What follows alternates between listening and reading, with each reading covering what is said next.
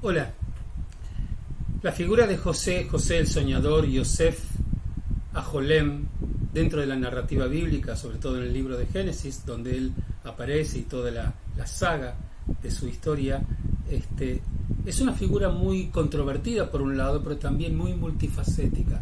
Hay muchos aspectos de él que lo caracterizan sobre todo en la primera parte de la narrativa como una persona absolutamente arrogante, totalmente desconectada de la necesidad de su interlocutor, en este caso sus hermanos, y esta realidad que es típica de él en los primeros versículos de esta historia va a cambiar radicalmente en lo que va a ocurrir después. Veamos, ¿cómo presenta el texto bíblico esta historia? José era uno de los más jóvenes de los hermanos hijos de Jacob. El texto nos informa rápidamente que Jacob amaba a Yosef más que a todos sus hijos.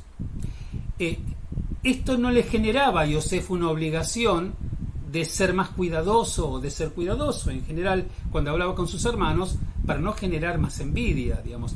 No es muy agradable para alguien cuando de pronto su padre o su madre tienen preferencia tan marcada y tan aviesa con respecto a un hermano, y cuando sobre todo uno mismo pertenece a los grupos de a que nos tienen el placer o el privilegio de ser tan queridos, se genera una situación de rencor, de bronca. Bueno, Yosef no parecía ser sensible a eso. Sabía que su padre lo amaba muy especialmente.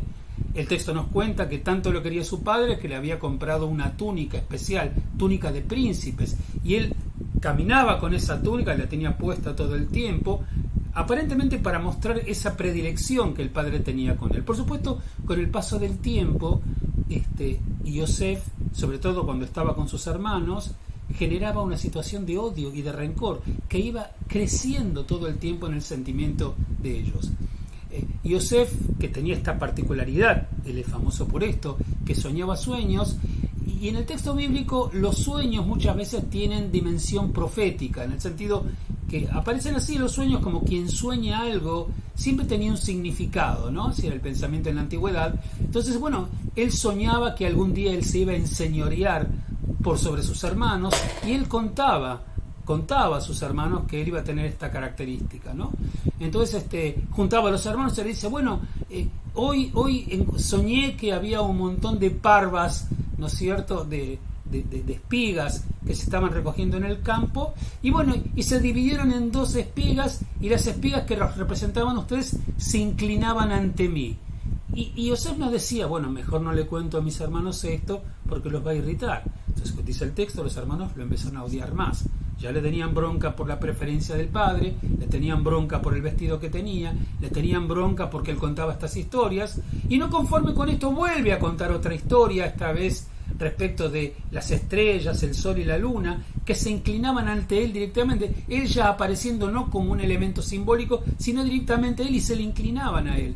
Y entonces los hermanos le dicen, ¿pero qué te pasa? ¿Estás diciendo que vos vas a reinar sobre nosotros? Y más bronca le tenían. Y bueno, esto llevó a una situación de exasperación y a un odio muy grande de sus hermanos con respecto a él, tanto que en determinado momento, cuando por orden del padre él va a buscar donde están sus hermanos que estaban pastoreando las ovejas que pertenecían al ganado de la familia, ellos decidieron matarlo. Hay ahí una historia muy tremenda que no vamos a entrar nosotros en detalle, pero finalmente ellos toman a Yosef, le arrancan la túnica, ¿no?, que era un símbolo, el símbolo de la protección de él, el símbolo de el amor, amor incondicional y dañino de alguna manera, ¿no?, que el padre sentía por él, y lo arrojan al pozo. Finalmente él es vendido como esclavo y se va a Egipto, vendido como esclavo. Ahora, acá hay un punto importante.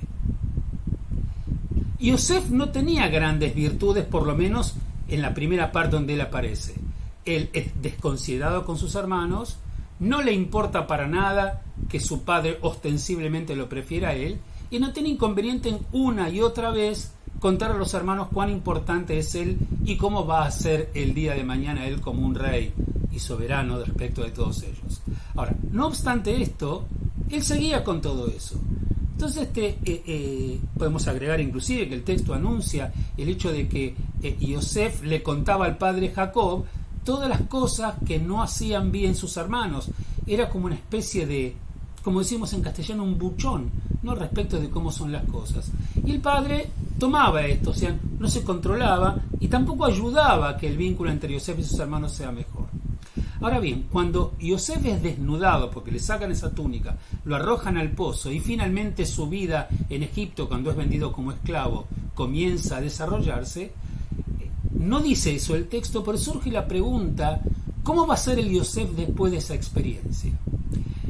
Uno podría imaginarse que un Yosef arrogante, cuando realmente le pasa esto, que le venden como esclavo, pierde el vínculo con su padre, le arrancan la vestimenta, símbolo de ese amor, se va a llenar él de odio y de rencor. Él ya tenía características no de todo halagüeñas. Y él, en definitiva, podía perfectamente haberse vuelto una persona rencorosa, si lo vendían como esclavo, a tratar de transar con alguien respecto de algún pacto para poder sobrevivir. Y sin embargo, para nuestra sorpresa, lo que nos encontramos cuando Yosef comienza su vida de esclavo es que Yosef cambió radicalmente 180 grados. Encontramos un José trabajador, un José absolutamente leal, y el texto cuenta que le fue muy bien a José trabajando en la finca donde él estaba siendo esclavizado. Terminó siendo querido por Potifar, que era su amo, y él era leal absolutamente a él. A tal punto que, bueno, que según la narrativa, en un momento dado, la mujer de Potifar quiso tener una aventura con él, y José bajo ningún concepto lo quiso aceptar y dijo: ¿cómo le voy a hacer esto así a mi amo? Entonces, de pronto lo que cumple son absolutamente actitudes éticas de respeto y que muestran una gran sensibilidad por aquellos que confiaban en él o que estaban con él. Tan distinto era este José que el José de las historias anteriores con su padre y sus hermanos. Finalmente hay un episodio lamentable ahí, él es arrojado a la cárcel y a uno dice: bueno, ahora sí, se va a llenar de mucha bronca y se va a transformar en una persona absolutamente hostil. Al contrario, va a la cárcel y se comienza a ocupar de los otros presos, que a veces tenían dudas, soñaron algunos de ellos y él trató de evacuar sus propios sueños. Y finalmente Yosef se volvió una persona absolutamente honorable. Entonces la pregunta, y podemos continuar mucho más, ¿no es cierto?, pero hasta ahí, la pregunta es: ¿qué pasó? ¿Por qué Yosef, que ya tenía elementos de odio o de elementos de arrogancia, de autorreferencia y de egoísmo, por qué él cambió así? Y yo creo que este es un poco uno de los mensajes más lindos que tiene la Parashá. Finalmente, Yosef se dio cuenta que lo que había generado en sus hermanos era un gran odio, y que él o paraba esta situación de generar odio y hacía una revolución interna en su propio carácter, iba a terminar muerto, iba a terminar destruido, que en un momento dado fue la intención de sus hermanos. Y entonces Yosef cambia.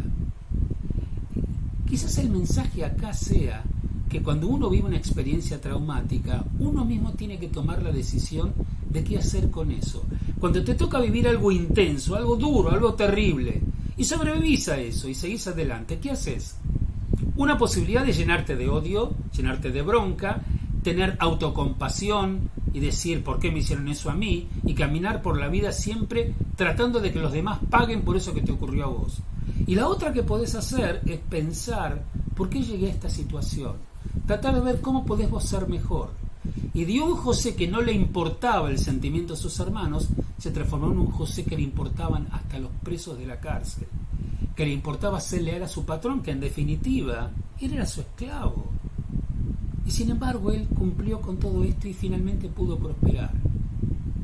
Qué bueno es cuando nosotros podemos trabajar con nosotros mismos frente a experiencias traumáticas que nos tocan vivir y tenemos la fuerza de voluntad y la inteligencia de elegir construirnos y ser mejores a partir de lo que vivimos y no dejarnos caer en el pozo de la autocompasión, en el pozo del rencor, ¿no es cierto? Y finalmente actuar a partir de rechazos y enojos con la vida que te rodea y dar un vuelco como José y ser mejor persona, superarte y seguir avanzando, pero esta vez con mayor calidad humana, lo que te va a dar más oportunidades para reconciliarte con el mundo y para poder triunfar.